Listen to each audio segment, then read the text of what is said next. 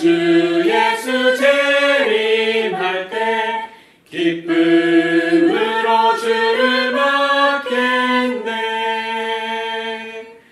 영광의 주 언제 오시는지 한밤이나 홍낮에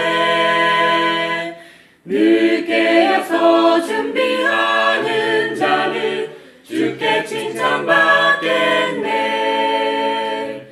성도들아 준비되었느냐 본향 가기 위하여. 내 신랑 주 예수 재림할 때 기쁨으로 주를 맞겠네. 내가 너에게 말한 것, 즉 내가 내려갔다가 너에게 다시 오리라 한 것을 너희가 들었나니 너희가 나를 사랑하였다면 내가 아버지께로 가노라 하고 말하였으므로 기뻐하였으리라. 이는 내 아버지께서 나보다 크시기 때문이라. 요한계시록 22장 20절 시작. 이것들을 정언하시는 분께서 이르시되 내가 반드시 속히 오리라 하시는도다. 아멘. 주 예수님이여 과연 그와 같이 오시옵소서.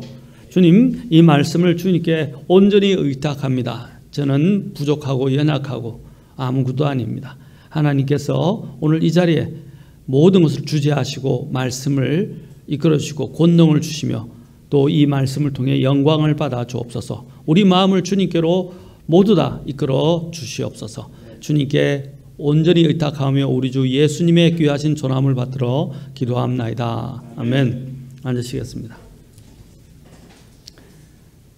자, 오늘 제가 지난 시간에 이어서 그리스도께서 다시 오셔야 하는 이유에 대해서 말씀을 선포하고자 합니다. 지난 시간에 우리가 세 가지를 재림을 통해서 봤죠. 예수님께서 오시는 재림하시는 첫 번째 이유가 뭐였습니까? 성도들을 공중으로 데려가시기 위해서. 두 번째 이유가 뭐였습니까? 네? 예, 그분의 약속을 지키기 위해서. 세 번째 이유가 뭐였습니까? 예, 우리의 안식과 위로를, 이제 영원한 안식과 위로를 주시기 위해서 오실 것이다 라는 것입니다. 자, 그래서 이 말씀들로 서로 위로하라 라고 했습니다. 자, 네 번째 우리가 볼 수 있는 것은 이제 주님께서 그분의 성도들을 데리러 오시는, 재림하시는 이유는 보상을 주시기 위해서다라는 것입니다. 자, 첫 번째는 가장 큰 첫 번째에서 제가 네 가지를 말씀을 드렸어요. 가장 첫 번째는 성도들을 데려가시기 위해서 옵니다. 그렇죠? 그런데 이제 그 성도들 데려가시는 그 중에서 네 번째는 바로 성도들을 데리러 오시는 것은 보상을 주시기 위해서다. 그 이유 중에 하나는 우리를 영원히 구원하시고 우리에게 보상해 주시기 위해서 재림하시는 것입니다. 사도 요한은 자신이 받은 영감의 말씀 가운데서 그는 이렇게 기록했습니다.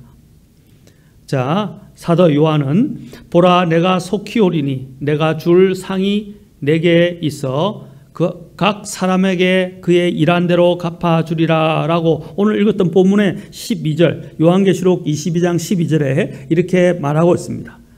자, 하나님의 말씀을 대변해서 이렇게 말합니다. 사도 요한이 보라 내가 속히 오리니 내가 줄 상이 내게 있어 각 사람에게 그의 일한 대로 갚아주리라.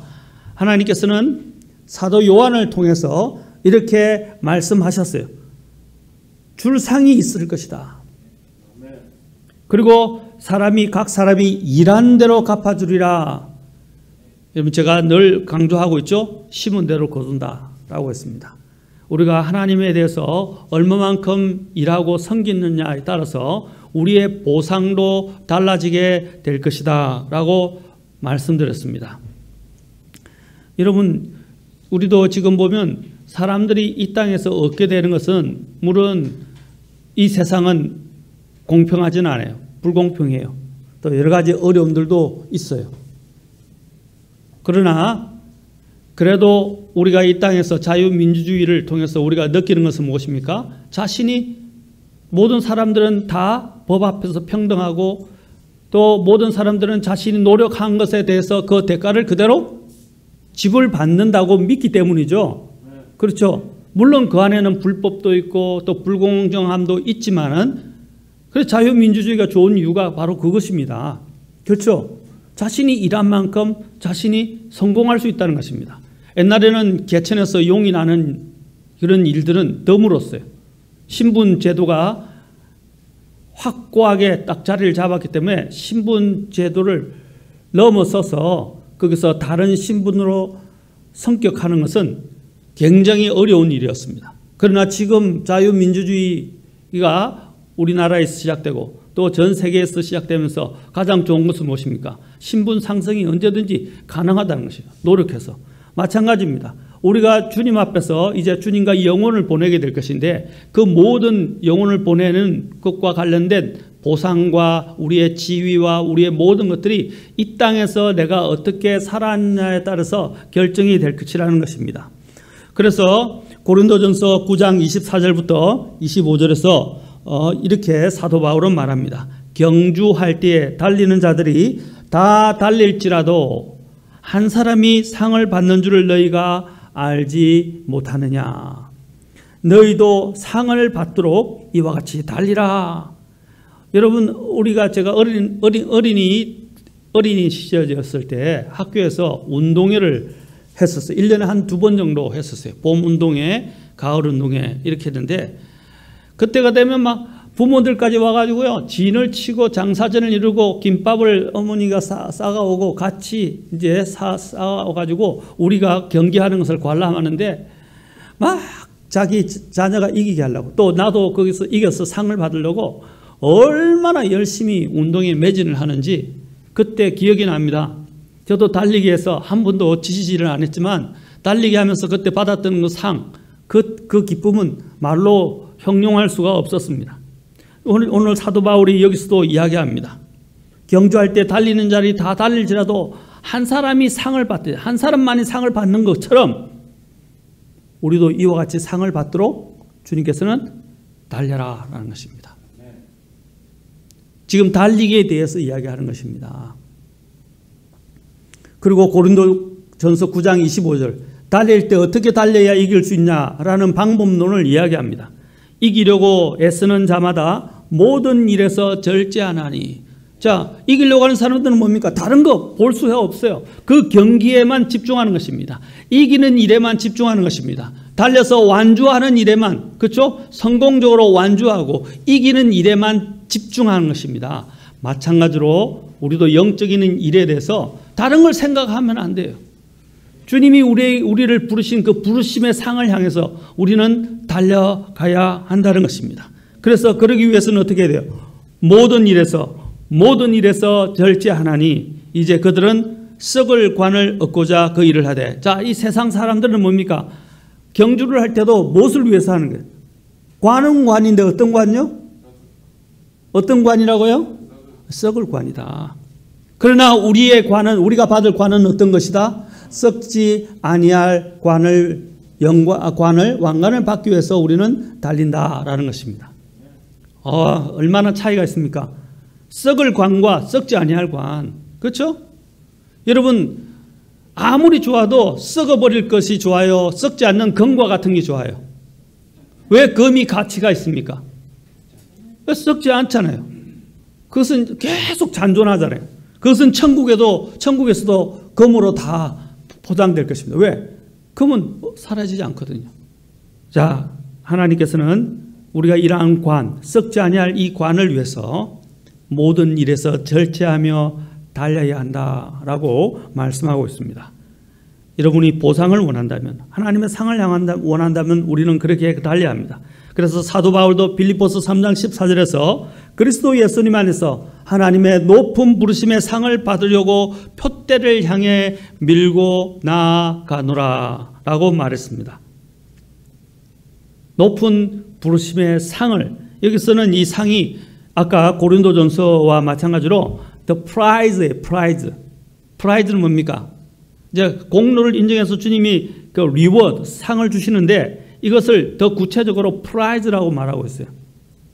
그 사람이 한 대가로 주어지는 것입니다. 그 사람이 한 것에 대한 대가로 주어지는 거예요.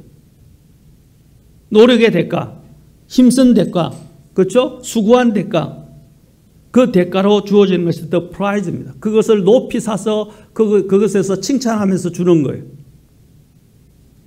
그래서 사도 바울은 하나님의 높은 부르심의 상을 받으려고 표대를 향해서 밀고 나아간다. 배 장애물이 있고 여러 가지 어려움들이 있지만 프레스, 그렇죠? 막 밀치고, 우리도 앞에 보면 문이 있고 장애물 있잖아요. 그렇죠? 여러분 밀림이나 산을 가보게 되면 산이 막 우거져 가지고 수풀이 있고 길을 막고 있어요. 그럼 어떻게 합니까? 그걸 밀치고, 그렇죠? 밀치고 나아가지 않습니까? 그 장애물을 장애물로 여기지 않고 내가 가야 될 목적지가 있기 때문에 그것을 향해서 그걸 밀치고 나아가는 것입니다. 또 군대에서, 그렇죠?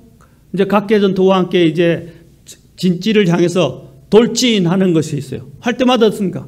장애물들이 있는데 그 장애물 철사망, 철조망부터 시작해서 여러 가지 장애물을 뛰어넘고 철조망을 통과하고 각개전투를 하면서 이렇게 앞에서 전진하면서 나아갑니다. 바로 그와 같처럼 어떻게 했어요? 밀어내고, 앞에 있는 것을 밀어내고, 그렇죠? 하나님이 주신 그 상의 표대를 향해서 우리는 나아가야 한다는 것입니다. 주님은 우리에게 상을 주시기 위해서 오신다는 것, 그 상을 위해서 우리는 어떻게 해요? 모든 일에 절제하고 그 상을 위해서 어떤 장애물이라도 어떻게 해요? 다 밀쳐내고 나아가야 된다는 것입니다. 그래서 우리의 믿음의 선진들에 대해서도 어떻게 그들이 살았는지에 대해서 잘 말해주고 있습니다. 하나님께서는 어떤 사람을 찾고 계신다고 말씀하십니까? 먼저 히브리서 11장 6절에 보면 하나님께서는 믿음이 없이는 하나님을 기쁘게 하지 못하나니 그분께 가는 자는 반드시 그분께서 계시는 것과 또 그분께서 부지런히 자신을 찾는 자들에게 보상해 주시는 분임을 믿어야 할지니라. 우리가 우리의 구원에 대해서도 감사한데 주님께서 우리가 그분을 부지런히 찾을 때에 잘했다고 상을 주는 것입니다. 상을 주는 거예요. 자, 한 아이가 고아였어요. 그런데 자신을 불쌍히 여겨서 그 더럽고 온 때 묻은 나를, 고아와 거지 같은 버림받은 나를 어떤 분이 불쌍히 여겨서 거두어 주었어요. 그리고 씻겨주고 옷을 입혀주고 그 다음에 어떻게 했어요? 자기를 자녀로 삼아주신 것만 해도 너무 감사한데, 또 내가 열심히 하고 엄마를 사랑하고 부모님 아빠를 사랑하고 또 열심히 내가 순종하고 잘하니까 어떻게 해요? 또 이쁘다고 언양하면서 또 막 상을 주시고 선물을 사주시고 상을 주시고 더 좋은 걸로 내게 하사해 주신단 말이에요. 내려준다 이 말입니다. 그러면 얼마나 감격스럽겠어요. 내가 버림받았던 자였는데 나를 거두어 준 것만 해도 감사한데, 내가 또 열심히 사랑하고 그분을 순종한다고 그래서, 그분들을 순종한다고 그래서 나에게 더 좋은 것들로 자꾸 채워주시니까 얼마나 감사한 거예요. 얼마나 감사해요. 그게 사실은 이사야와 예레미야에서 하나님께서 이스라엘 백성들에게 그렇게 하셨다고 비유로 말씀하셨어요. 이스라엘 백성들은요, 거지고처럼 버림받은 자였어요. 그런데 하나님께서 그들을 거두어 주셨다고 말씀하고 있어요. 사랑으로 그들을 택하시고 거두어 주셔서 그들을 씻기시고 입히시고 먹여주셔서 심지어는 나중에 다 키워서 어떻게 해요? 커서 그녀와 정혼했다고 말씀하십니다. 얼마나 감사합니까? 바로 우리도 그와 같은 거예요. 우리도 버림받아 마땅한 자들인데 주님께서 거두어 주셨어요. 그런데 그것에 감복해서 내가 열심히 주를 섬기면 주님께서 나에게 대해서 또 어떻게 하시나요? 잘했다 하시면서 상까지 주시겠다고 말씀하시는 거예요. 그래서 히브리서 11장 6절에 우리의 믿음의 선진들 어떻게 했습니까? 부지런히 그 주님을 찾았다는 것입니다. 그리고 주님은 그들을 결코 잊지 아니하시고 보상을 주셨다는 사실입니다. 그 뒤에 그 보상과 관련해서 히브리서 11장 24절부터 27절에 보면 바로 모세가 무엇을 바랐는지에 대해서 말하고 있습니다. 자, 모세가 아까 모든 달리는 자는 어떻게 했어요? 모든 일에 절제한다 그랬어요. 그렇죠? 그렇죠? 그리고 앞에 장애물에 대해서도 어떻게 했어요? 장애물에 대해서도 다 그것들을 다 밀어내고 표들을 향해서 나아간다고 이야기를 사도 바울은 비유로 이야기했습니다. 마찬가지로 여기 있는 모세도 그렇게 했다고 말하고 있습니다. 히브리서 11장 24절부터 25절에 보면 그가 이 세상에서 얻게 될 썩을 관과 같은 그런 영광, 그것을 위해서 살지 않았다는 것입니다. 그리고 그 앞에 자기 앞에 나와 있는 그런 많은 유혹과 그런 모든 이런 잘못된 것들을 그는 다 던져버렸습니다. 24절과 25절에 이렇게 말합니다. 믿음으로 모세는 나이가 들었을 때에 파라오의 딸의 아들이라 불리는 것을 거절하고, 이 말은 뭡니까? 그가 왕의 왕족으로서 누릴 수 있는 특권이 있거나 어떤 분들은 그가 파라오를 대신한 왕이 될 수 있는 가능성도 있었다고 이야기합니다. 그런데 그는 어떻게 했습니까? 그것조차도 거절했다는 사실입니다. 그리고 25절에 잠시 죄의 쾌락들을 즐기는 것보다 오히려 하나님의 백성과 함께 고난받는 것을 택하였다. 그러면서 26절, 27절 우리 같이 읽어보도록 하겠습니다. 자, 시작. 또 그리스도의 치욕을 이집트의 보화보다 더 큰 재물로 여겼으니 이는 그가 주께서 보상으로 보답해 주시는 일에 관심을 두었기 때문이니라. 믿음으로 그는 왕의 진노를 두려워하지 아니하고 이집트를 버렸으니 그는 보이지 아니하시는 분을 보는 것 같이 하면서 견뎌냈느니라. 그가 보면 여기서 두 가지가 나와요. 자, 그는 무엇을 바라보았습니까? 그리스도를 바라보았어요. 그래서 26절 상반절에 또 그리스도의 치욕을 이라고 그랬어요. 그렇죠? 그리스도를 바라보고 그리스도와 자신을 동일시하고 그리스도를 따르는 믿음을 가졌다고 말하고 있습니다. 자, 그리스도의 치욕을 이집트의 보화보다 더 큰 재물로 여겼다라고 말하고 있어요. 왜 그렇게 했습니까? 그리고 그는 27절에 그는 왕의 진노도 두려워하지 않고 이집트를 버렸다라고 말씀하고 있습니다. 왜 그랬습니까? 26절 하반절에서 말씀하고 있죠. 왜냐하면 이 말입니다. 왜냐하면 이는 그가 주께서 보상으로 보답해 주시는 일에 관심을 두었기 때문이다. 저와 여러분의 관심사는 어디에 있어요? 이 세상에서 얻게 되는 쾌락, 아까 죄의 쾌락이랬죠. 이 세상에서 누리게 될 영화, 이 세상에서 누리게 될 지위와 권세, 이 세상에서 누리게 될 그 재물, 여기 다 나오잖아요. 전부 다. 그는 그것에 관심을 두지 않았어요. 무엇에 관심을 두었다고요? 주님께서 그에게 주시는 보상에 관심을 두었어요. 그리고 그리스도의 치욕을 뭡니까? 이집트의 보화나 보화보다 더 큰 재물로 삼았다는 것입니다. 그의 재물은 이 땅에 있는 것이 아니라 뭡니까? 그리스도와 함께 치욕을 받고 나중에 주님 앞에 섰을 때 주님과 함께 영광을 누리게 되고 칭찬을 받게 되고 주님 앞에서 받게 될 보상에 관심을 두었다는 거예요. 예수님께서 오시는 목적도 이 보상을 주시기 위해서라는 것입니다. 성경에는 우리에게 구체적인 보상에 대해서 말씀하십니다. 그게 보면 고린도서 전서 3장에 보면 금, 은, 보석들이 있다고 말씀하셨어요. 다음에 금, 은, 보석이 뭘 상징하는지에 대해서 제가 여러분들에게 말씀을 드릴 것입니다. 또 더 나아가서 주님께서는 또 보상과 관련해서 구체적으로 명시하신 것인데 5가지 관이라는 것입니다. 5가지 관에 대해서 말씀하십니다. 그 5가지 관이 무엇을 의미하는지에 대해서도 또 우리가 다음에 기회가 되면 제가 살펴보도록 하겠습니다. 그 5가지 관을 제가 나열만 하겠습니다. 첫째는 생명의 관을 주신다는 것입니다.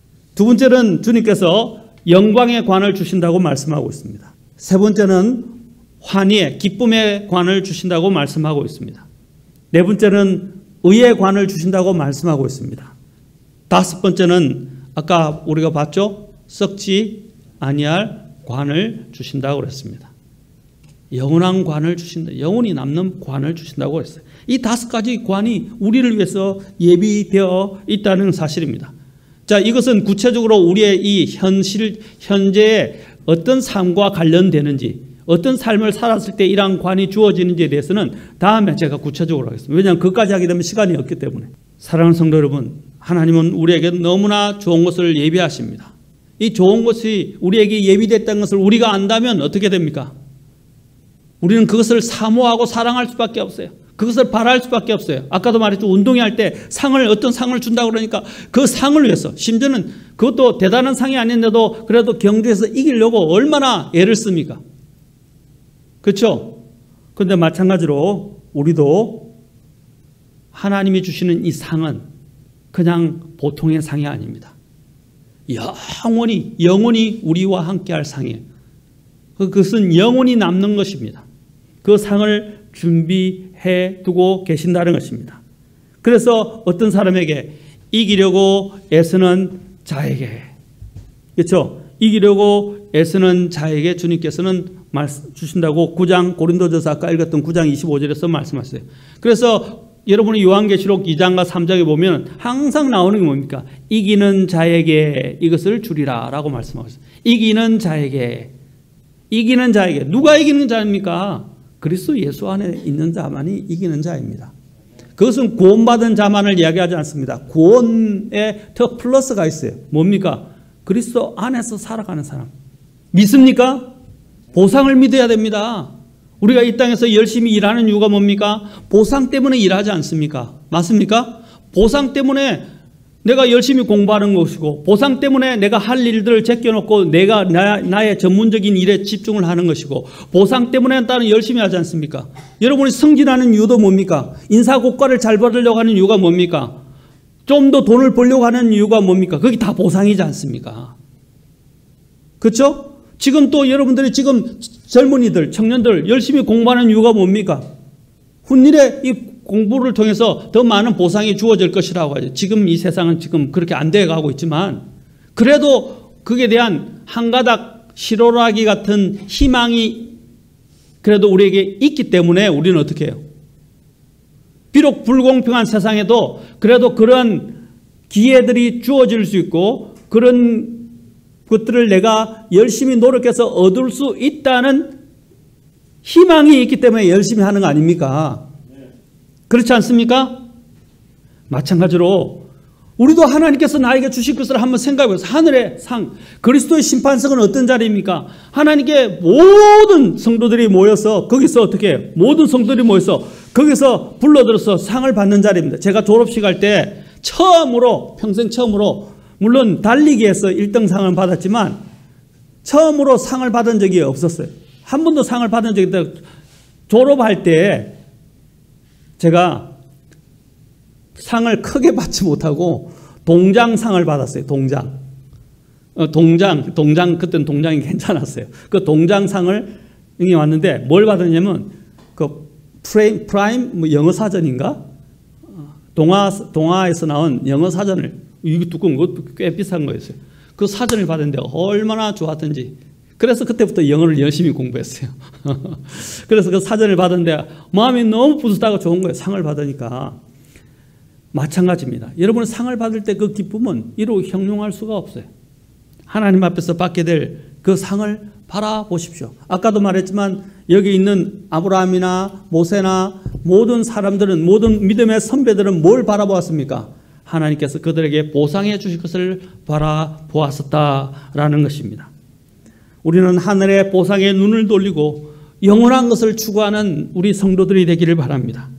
휴구가 일어나게 되면, 부활의 날이 되면 이제 우리는 보상의 심판을 받게 될 것입니다.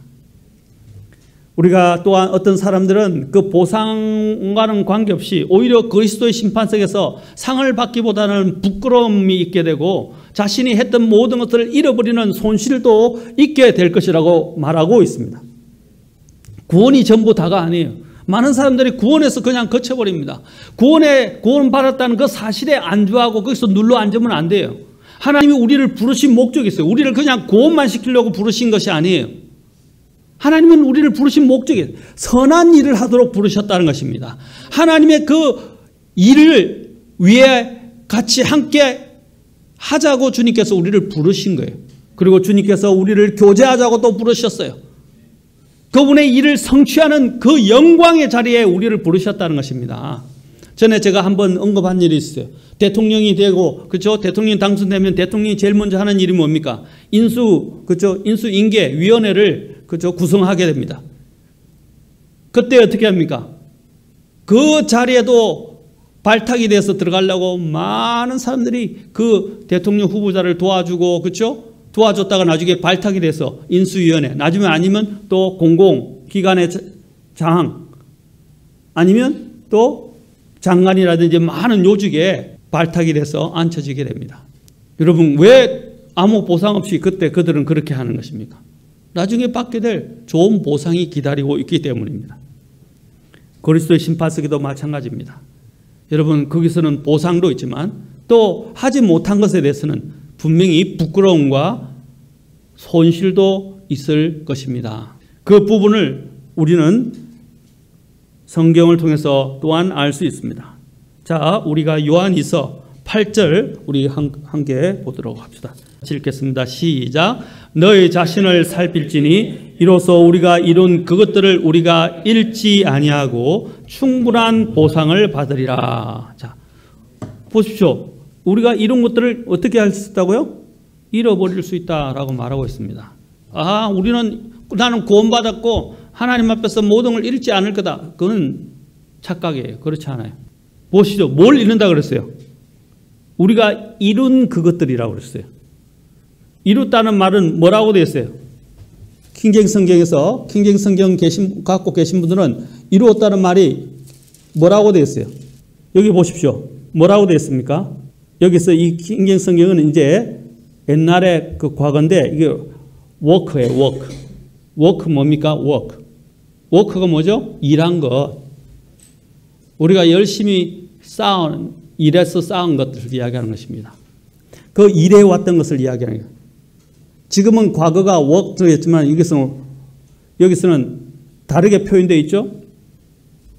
그것은 똑같은 말입니다. 이것이 킹제임스 성경적 표현입니다.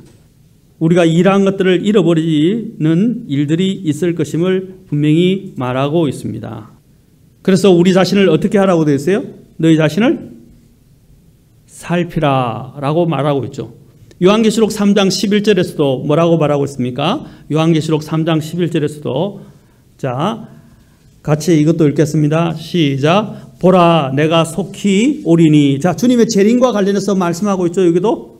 자, 내가 속히 오리니 너가 가진 그것을 굳게 붙잡아라 그랬어요. 굳게. 왜 굳게 붙잡습니까?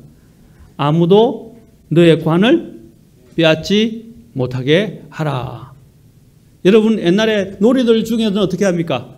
옛날 서로 꼬리를 붙잡고 서로 갖고 있는 거죠. 꼬리를 떼는 게 아니고 붙어 있는 것들을 떼는 일을 하죠. 그렇죠. 그런 놀이가 있잖아요. 또 심지어는 또 목말을 태워서 서로 머리에 씌어 있는 것이나 가지고 있는 것들을 빼앗는 그런 싸움도 합니다. 놀이로 싸움도 합니다. 마찬가지로 여기도 뭐라 했어요? 우리가 가지고 있는 이 관을 어떻게 해요? 누구도 빼앗지 못하게 하라 이 말입니다. 왜? 주님께서 말씀하신 것이에요. 그 사람이 제대로 하지 않으면 그것을 빼앗아서 어떻게 해요? 주님께서 다른 사람에게 주겠다고 말씀하셨어요. 더 잘하는 사람에게 주는 것은 당연한 겁니다. 안 하잖아요. 그러면 안 돼. 너 갖고 와. 그리고 그것을 어떻게 해요? 여기 잘하지? 너 더 잘해봐. 하고 준다는 거예요. 그것이 영혼에서 결정된다는 것입니다. 그리스도의 심판석에서 결정된다는 거예요. 우리는 많은 사람들이 그렇게 생각합니다. 나는 구원받았기 때문에 그냥 괜찮고 이제 내가 한 것도 잃어버리지 않을 거라고 이야기했는데 천만의 말씀, 성경은 분명히 내가 해온, 이루어놓은 일한 모든 것들을 잃어버릴 수 있다라고 합니다. 구원을 잃어버리지는 않겠지만 내가 한 모든 보상을 잃어버릴 수 있다고 분명히 말하고 있다는 것입니다. 골로새서 2장 18절에서도 이렇게 말씀하십니다. 아무도 꾸며낸 겸손과 천사 숭배로 너희를 속였어. 심지어는 우리의 보상을 빼앗으려고 어떻게 해요?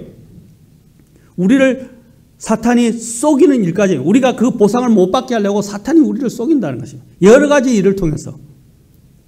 그래서 너희를 속여서 너희 보상을 빼앗지 못하게 하라 라고 말씀하고 있습니다. 보상을 빼앗지 못하게 하라. 여러분, 대표적인 구절이 있습니다. 이것도 같이 가서 보겠습니다. 고린도전서 3장 14절부터 자 15절에 보십시오. 어떤 사람이 그 기초 위에 세운 일이 남아있으면 그는 보상을 받고 어떤 사람의 일이 불타면 그는 보상의 손실을 당하리라. 그러나 그 자신은 구원을 받되 불에 의해 받는 것 같으리라. 예. 자, 불에 의해 받는 것 같이 받으리라. 자, 여기서 보니까 어떻게 해요? 그 사람의 심지어는 그냥 일한 게 중요한 게 아니에요. 아까 이룬 것이라는 것은 일한 거죠. 일한 게 중요하잖아요. 어떻게 일했는가가 중요하다는 것입니다. 그래서 10절에 하반절에 보니까 뭐라고 그랬어요? 다른 사람들이 그 위에 세우되 저마다 보십시오. 저마다 각자가 어떻게 하라고 했어요? 각자가 every man입니다. every man take heed how. 그렇죠? 여기서 모든 각자가 각 사람이 how 어떻게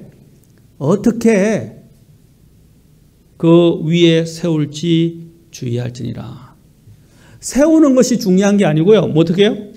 주님께서는 세우는 것이 중요한 게 아니라 어떻게 세우는지가 더 중요하다라고 말씀하고 있습니다. 자, 그런데 어떻게 세웠는지 자 12절부터 이것을 설명합니다. 그런데 만일 어떤 사람이 이 기초 위에 금이나 은이나 보석이나 나무나 건초나 짚을 세우면 자, 각 사람의 일이 드러나리라. 그날이 그것을 밝히 드러내리니. 그날이 언제입니까? 예, 그리스도 심판석에 서게 될 날입니다.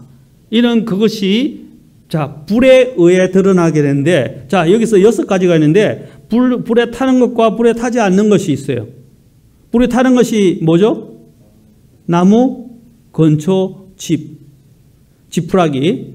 자, 자기가 일을 했는데 일을 했던 것이 뭡니까? 나무나 건초나 지푸라기와 같은 것들이 있었다면 어떻게 해요?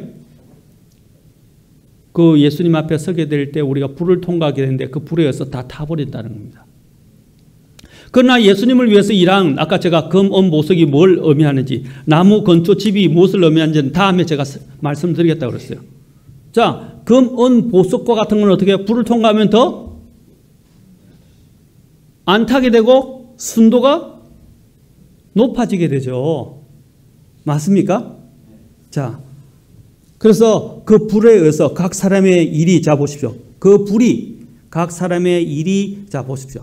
아까 일을 하는 게 중요하지 않다고 그랬어요. 어떻게 하는데 또 그 불이 어떻게 한다고요? 그 불이 각 사람의 일이 어떤 종류인지 그것을 시험할 것이기 때문이라 라고 말하고 있어요. 자, 어떤 종류인지 시험한다 말하면 try라고 되어 있어요. 그렇죠? 이걸 한번 완전히 이게 우리가 실험 삼아서 이것이 진짜인지 아닌지, 그렇지? 되는지 안 되는지 확인해 보잖아요. 그런 검증 과정을 거친다 이 말인 겁니다. 그래서 그것이 남아있으면 어떻게 한다고 14절에 남아있으면 그것이 무엇과 직결되죠? 보상과 직결된다. 그런데 15절에서는 어떻게 말하고 있습니까? 어떤 사람의 일이 불타면 그는 손실을 이야기하고 있잖아요. 손실. 아까 보상을 빼앗기는 문제, 잃어버리는 문제, 지금 이야기가 또 여기서 뭐라 했어요? 손실. 어떤 사람들은 그렇게 해요. 나는 그리스도의 심판상은 상을 받는 자리지 잃어버리는 자리가 아니다. 부끄러운 자리가 아니라고 하는데 아닙니다. 성경은 말합니다. 손실이 있을 것이다 라고 말합니다. 그러면서 15절에 뭐라고 그랬어요? 그 자신은 구원을 받대라고. 구원은 받는다고 되어 있어요. 근데 구원이 전부가 아니죠. 뭐라 그랬어요? 불에 의해 받는 것 같이 될 것이다 라고 그랬어요. 불에 의해서 받는 것 같이 될 것이다. 그러면 불에 의해서 받는 것 같이 되면 어떻게 돼요? 그 사람은 뭘 당하게 되죠? 부끄러움을 당하게 되는 거예요. 부끄러움을. 여러분들이 떳떳하지 못하면 어떻게 해요? 부끄럽죠. 사람을 보는 것도 그렇고 다른 사람을 만나는 것도 부담스럽게 되고 부끄럽게 돼요. 그러면 자꾸 대인기피증이 생기게 돼요. 그러나 자신이 받을 것들이 분명하고 상을 받을 줄 알고 확신과 자신감이 넘치는 사람은 어떻게 됩니까? 대인관계에 대해서 그렇게 관심을 안 가요. 왜? 늘 자신감이 차 있기 때문에. 마찬가지로 그리스도 안에서 우리는 자신감을 가져야 됩니다. 그 자신감은 뭡니까? 그리스도 안에서 갖게 되는 확신입니다. 확신. 내가 주님 앞에서 보상을 받게 될 것이다. 여러분, 불에 의해서 받는 것, 이것은 참으로 부끄러운 일입니다. 그래서 빌립보서 2장 12절에서는 사도 바울은 우리에게 이렇게 말하고 있습니다. 뭐라고 말합니까? 그러므로 나의 사랑하는 자들아, 너희가 항상 순종한 것 같이, 너희가 항상 순종한 것 같이 내가 있을 때뿐만 아니라 지금 내가 없을 때에도 더욱더 순종하여. 자, 그 뒤가 중요합니다. 이제 더 뒤가 뭐라고 됐습니까? 두려움과 떨림으로 너희 자신의 구원을 어떻게 해요? 일하여 드러내라. 킹제임스 성경에서는 뭐라면 아까도 일한다 그랬죠. work out 이라고 되어 있어요. 여기 그대로 표현했죠. 일을 해서 어떻게 해요? work out, 바깥으로 드러나게 하라 이 말입니다. 입증되어야 된다는 거예요. 그렇죠? 어떤 마음으로 하라고 그랬어요? 두려움과 떨림으로. 여러분 시험을 치고 공부해서 이제 내가 노력을 평가받게 될 때 어떻게 해요? 두근두근 하죠? 자, 대회에서 준비하고 딱 달리기 준비하고 달려갈 때 어떻게 해요? 그때의 마음이. 경기에 처음에 시작하려고 할 때. 예. 싱쿵싱쿵은 좀 그렇고요. 그렇죠? 두근두근 거리죠. 심장이 두근거리죠. 그렇죠? 예, 싱쿵싱쿵도 맞는 말이죠. 그거는 좀 뭐랄까. 자, 마찬가지로 우리가 하나님 앞에서 어떤 자세로 임해야 된다고 그랬어요? 두려움과 떨림으로 일해야 된다라고 말하고 있습니다. 내가 정말 그 세상을 받을 수 있을까? 저걸 받기 위해서 최선을 다해야 되는데 내가 이 경기에서 이길 수 있을까 하는 심정으로 일을 해야 한다 이 말입니다. 그런 삶을 살아야 된다는 것입니다. 그렇지 않습니까? 우리가 이런 받을 상을 잃지 않도록, 잃어버리지 않도록, 누군가 빼앗지 않도록, 손실을 보지 않도록 우리는 우리의 영적 생활에서 우리의 영적인 삶을 게을리하거나 영적인 경계를 늦추어서는 안 될 것입니다. 우리 자신을 잘 살펴봅시다. 우리가 손실과 관련해서 아까 제가 말씀드렸지만 손실뿐 아니라 부끄러움을 당할 것이라고 말씀드렸습니다. 그래서 요한 1서 2장 28절로 가서 보겠습니다. 요한 1서 2장 28절. 자, 부끄러운 일도 있게 될 것이다. 요한 1서 2장 28절. 자, 여기도 보면 이렇게 말씀하고 있습니다. 어린 자녀들아 이제 그분 안에 거하라. 특히 어린 자녀들이 이런 부분에서 그렇죠? 자충우돌하잖아요. 오락가락 하잖아요. 맞습니까? 그래서 어린 자녀들에게 특히 말하는 게 어린 자녀들아 이제 그분 안에 거하라. 이 말은 뭡니까? 좀 진득하게 주님과 함께 교제하면서 걸어가라 이 말입니다. 요리로 휩쓸려가고 저리로 휩쓸려가고 그렇죠? 마음이 그냥 갈대처럼 휘둘리고 왔다 갔다 하지 말고 좀 진득하게 주님 앞에 좀 거하라 이 말입니다. 계속 거하라는 거예요. 이제 그분 안에 거하라. 자, 이것은 그분께서 나타나실 때 이것도 무엇과 관련되어 있어요? 재림이죠. 재림과 관련해서 말하고 있죠. 그분께서 나타나실 때에 우리가 뭐라고 그랬어요? 아까 제가 말씀드렸죠? 확신을 가지게 하려 함이라. 또 그분께서 오실 때 또 재림에 대해서 이야기하죠. 자, 여기서 뭐라고 그랬어요? 우리가 그분 앞에서 부끄러움을 당하지 아니하게 하려 함이라. 저는 제가 조금 좀 이해가 안 가는 사람들이 참 있어요.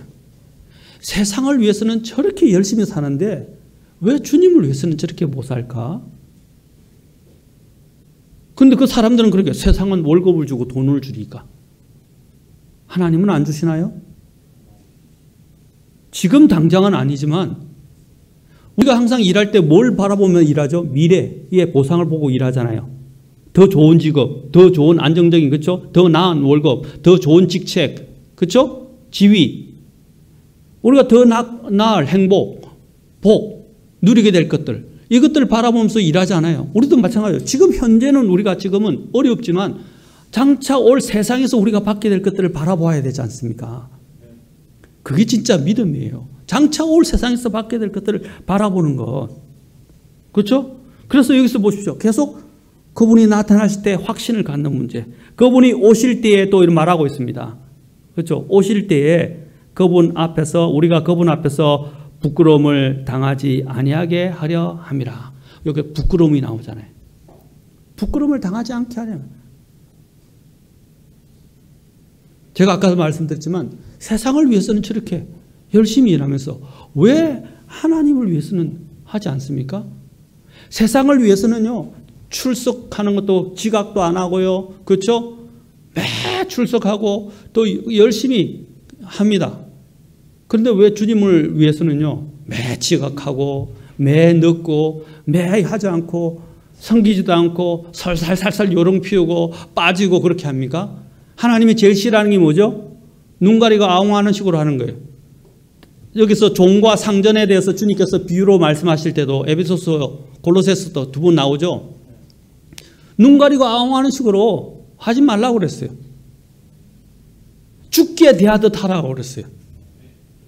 우리가 이 땅에서 일을 할 때도 마찬가지입니다.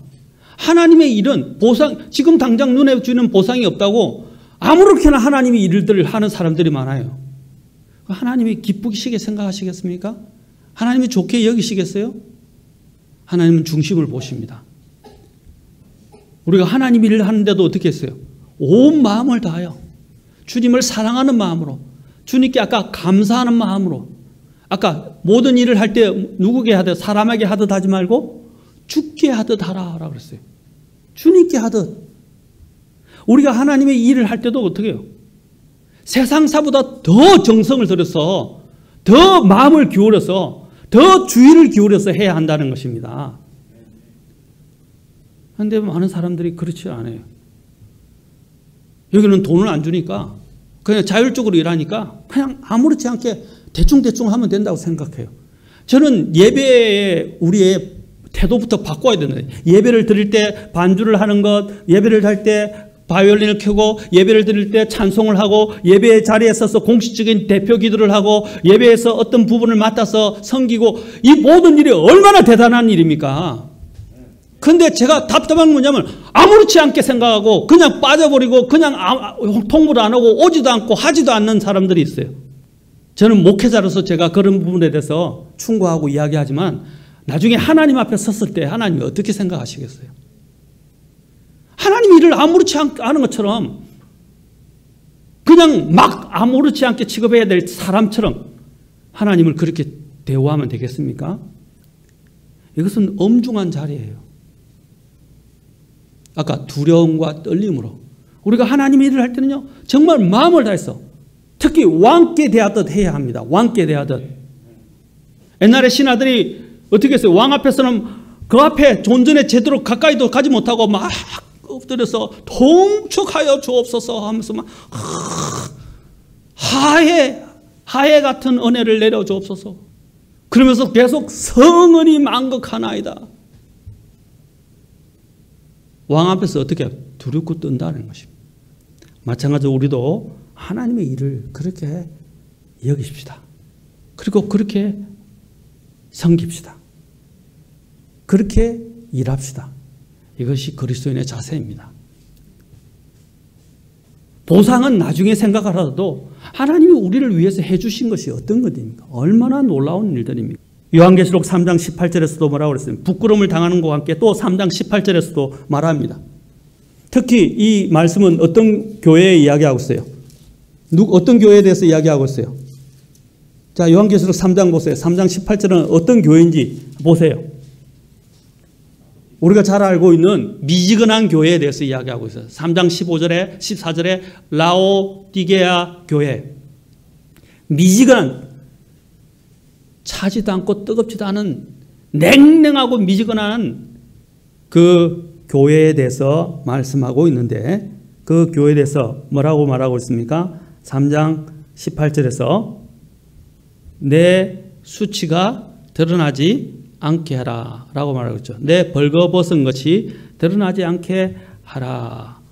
그리고 18절에 보십시오. 내 벌거벗은 수치를 드러내지 말며 라고 그랬어요. 그 수치가 드러난다는 것입니다. 그러면서 21절에서 이기는 자에게, 아까 제가 계속했죠.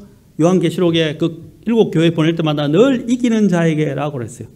이기는 자에게는 나 역시 이긴 뒤에 내 아버지와 함께 그분의 왕좌에 앉게 된 것 같이 나와 함께 내 왕좌에 앉는 것을 내가 허락하리라. 여하튼 우리가 그리스도 안에서 행한 바가 장차 천국에서 있게 될 의복과 연관되어 있음을 우리는 여기서 보게 됩니다. 그 뒤에 또 16장 15절에서도 뭘 말하고 있습니까? 자, 요한계시록 16장 15절에서도 보라 내가 도둑같이 오나니, 여기도 무엇과 관련되어 있죠? 주님의 재림과 관련해서 말하고 있죠. 내가 도둑같이 오나니. 자, 16장 15절 펴봅시다. 16장 15절도 펴봅시다. 내가 도둑같이 오나니, 자, 깨어 있으라 라고 했어요. 깨어 있어. 자기 옷을 지키고 벌거벗고 다니지 아니하여 그들에게 자기 수치를 보이지 아니하는 자는 복이 있도다. 자기 옷을, 이 옷은 뭐라고 했어요? 성도들의 의라고 나중에 나옵니다. 성도들의 의. 자신들이 한 의에 따라서 어떻게 해요? 옷을 입게 될 것이다. 그렇지 않으면 어떻게 해요? 구원은 받지만 벌거벗은 수치가 드러난다는 것이, 벌거벗은 것처럼 수치가 드러나게 될 것이다 라는 것입니다. 그냥 제가 이게 직접 연관된 건 아닌데 쉽게 이야기해서, 우리가 속옷을 입고 난 다음에 어떻게 하죠? 옷을 입었는데 가장 기본적인 속옷을 입고 그 다음에 어떻게 하죠? 겉옷을 입죠. 그 다음에 어떻게 해요? 겉옷에 또 더 좋은 것은 더 치장되어 있는 좋은, 그렇죠? 비단이나 아니면 금이나 은이나 장식들로, 좋은 보석들로 장식된 옷을 입죠. 그런데 여기서 이렇게 생각하시는데, 내가 속옷을 입은 것은 구원을 받은 것 같다 이렇게 생각하시면 이해가 더 잘 가실 거예요. 그 다음에 어떻게 해요? 내가 어떻게 했느냐에 따라서 내 옷이 달라진다는 거예요. 그러면 그 옷에 따라 영광도 달라지죠. 여러분 옛날에 구약시대는 옷의 색깔에 따라서 어떻게 해요? 신분이 달랐죠. 마찬가지로 우리도 주님 앞에 섰을 때 우리가 입게 될 옷들이, 그렇죠? 우리 성도들의 의로 만들어진 그 옷, 내 의에 의해서 만들어진 그 옷에 따라서 어떻게 해요? 옷이 달라지게 될 것이다. 그리고 내가 누리게 될 그 지위, 내가 누리게 될, 앉게 될 그 자리도 달라지게 될 것이다 라는 것입니다. 그래서 고린도후서 5장 10절에서는 이렇게 결론냅니다. 우리가 반드시 다 그리스도의 심판석 앞에 나타나리니, 우리가 다, 모두 다가 그리스도의 심판석 앞에 나타나니 이로써 각 사람이 좋은 것이든, 여기 또 뭐가 있죠? 상만. 어떤 사람들은 자꾸 상만 이야기하는데, 제가 왜 지금 이렇게 이야기하냐면 그런 착각에 빠져 상만 받는 게 아니라 아까 부끄러움을 당하고 상을 잃어버리게 되고 손실을 당하는 그런 일들이 있게 된다는 것이에요. 여기서 뭐라고 했어요? 각 사람이 좋은 것이든 뭐라고 했어요? 나쁜 것이든 자기가 행한 것에 따라 자기 몸 안에 이루어진 것들을 받으리라 라고 말씀하고 있어요. 나쁜 것도 받는다 그랬죠? 맞습니까? 그래서 우리는 주님의 이 상을 위해서 어떻게 해요? 골로새서 3장 23절부터 25절까지 우리가 같이 읽고 제가 오늘은 마무리하겠습니다. 또 너희가 무슨 일을 하든지 마음을 다해 주께 하듯 하고 사람들에게 하듯 하지 말라. 너희가 상속 유업의 보상을 주에게서 받을 줄 아나니 너희는 주 그리스도를 섬기느니라. 그러나 부당하게 행하는 자는 자기가 행한 부당한 일로 인하여 보응을 받으리니 거기에는 사람들의 외모를 중시함이 없느니라. 그게 뭡니까? 하나님의 왕국. 그렇죠? 주님 오실 때 우리가 거기 서게 될 그곳은 사람들의 외모를 중시하지 않는데 뭘 보는 겁니까? 어떤 마음을, 아까 너희 마음을 다해라고 그랬죠. 어떤 마음으로 했는지, 죽게 하듯 했는지, 사람들에게 대하듯 했는지. 그렇죠? 우리는 모든 하는 일이 누구를 섬긴다고 24절에서 이야기하죠? 주 그리스도를 섬긴다 그랬어요. 그것은 무엇과 관련되어 있죠? 또 24절 상반절에 상속 유업의 보상과 관련되어 있다라고 말하고 있습니다. 어떤 태도로 또 임하는가? 아까 어떻게 세울지라고 그랬죠. 어떤 종류의 일을 하는가? 어떻게 세우는가? 또 여기서 이야기한 것처럼 또 어떤 마음으로 하는가? 그 주님은 동기와 우리의 태도를 보신다라는 것입니다. 다 여기서 이 말들은 무엇과 관련되어 있다고? 다 주님의 재림과 관련해서 말씀하고 있어요. 주님이 재림하신 이유 중에 하나가 뭐라 해서 성도들을 위해서 데리러 오시는데 또 성도들에게 뭘 주시기 위해서? 보상을 주시고 또 어떻게 해요? 그 보상을 받지 못한 사람들은 수치나 부끄러움을 당하거나 보상을 잃는 것이나 손실을 당하는 일도 있을 것이다. 그래서 그 보상을 보고 아까 모세가 한 것처럼 주께서 보상하는 일에 관심을 두었던 것처럼 우리도 그 일에 관심을 두고 주님을 위해서 더 전력하시고 주님을 섬기시는 저와 여러분이 되셔서 우리 교회 성도님들은 다 그리스도의 심판석에 섰을 때 주님께로부터 이 엄청난 상과 칭찬을 받는, 그렇죠? 우리 모든 성도들이 되기를 바랍니다. 믿음의 모든 단련을 끝낸 뒤에 베드로서에서는 뭡니까? 나중에 그 믿음의 결과에 따라서 뭐라 했어요? 칭찬과 존귀와, 그렇죠? 칭찬과 존귀, 보상을, 영광을 받게 될 것이다 라고 되어 있어요. 그 믿음에 따라서 칭찬과 존귀와 영광을 받는 일이 있을 것이라고 말하고 있어요. 베드로서가 이야기하고 있어요. 우리 모두 다가 주님 앞에 설 때 이런 칭찬과 존귀와 영광을 얻는, 그리고 보상이 없어지지 않고 보상이 영원한 보상을 엄청나게 받아 누리는 저와 여러분이 될 수 있기를 바랍니다. 기도하시겠습니다. 다 같이 눈을 감고 주님 앞에 잠깐 기도하겠습니다. 자, 여러분, 내 구원의 내가 예수님을 믿고 구원받은 것이 전부다. 죄의 형벌의 장소인 지옥에서 건짐을 받은 것이 전부다라고 생각하시는 분들 착각하지 마십시오. 그게 전부가 아니다. 우리가 이 세상을 위해서는 열심히 일하면서도 왜 주님을 위해서는 일하지 않습니까? 우리가 주님 앞에서 우리의 무엇이 결정됩니까? 영원한 상이 결정되는 것입니다. 여러분, 이 상은 썩지 아니하는 것입니다. 영원히 남는 것입니다. 우리가 이 상을 위해서 우리가 주님을 위해서 일해야 되지 않겠습니까? 하나님 앞에 주님, 저희 마음을 이제 좀 깨어있게 하시고 더 나아가서 두려움과 떨림으로 순종하고 모든 일을 할 때 마음과 동기를 보시는 하나님 앞에서 내 마음을 죽게 하듯 하면서 주님의 일들을 소홀히 하지 않고 열심히 할 수 있도록 도와주십시오.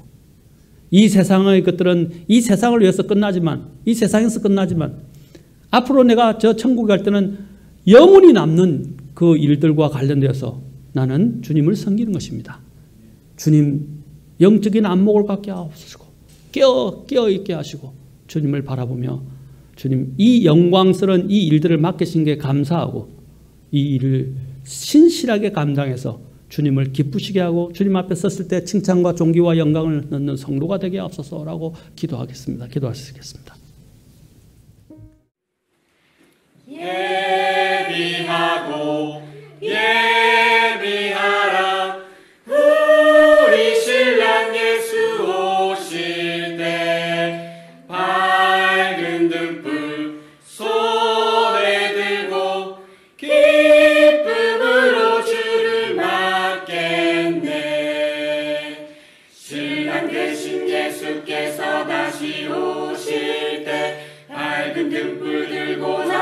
준비하느냐 그날 밤에 주님 맞을 등불이 준비됐느냐